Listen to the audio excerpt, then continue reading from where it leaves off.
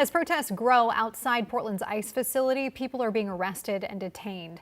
But figuring out who is in charge and what happens afterward isn't always straightforward. Now, Tim, this is something you've been looking into today. Yeah, that's right, Steph. And at times protesters are interacting with city police, county deputies, and federal agents.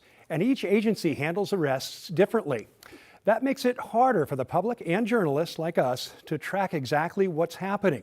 We want to explain what we know about the arrests so you can best understand what's happening.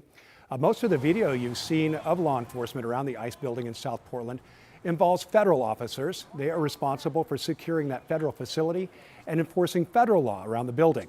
That includes relatively minor charges like trespassing and more serious offenses like assaulting a federal officer. But our reporting has found that in many cases, those taken into custody are not formally charged. That's why you might hear about an arrest in the moment, but never see it in a courtroom. For example, the U.S. Attorney announced this morning that a woman was in federal court yesterday on a felony offense of assaulting a federal officer on Tuesday night at the ICE facility. In contrast, we also got a statement from the Department of Homeland Security saying that 6 people had been arrested for various offenses Tuesday night, but with no names or details. Without names, we can't track them in the federal judicial system, and if they have not been booked and held at the Multnomah County Jail, we don't know if they were detained.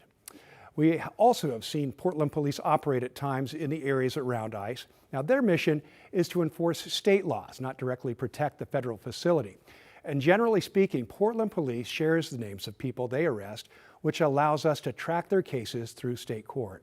Now, our commitment is to keep asking questions so the community understands who's making these arrests and what happens next.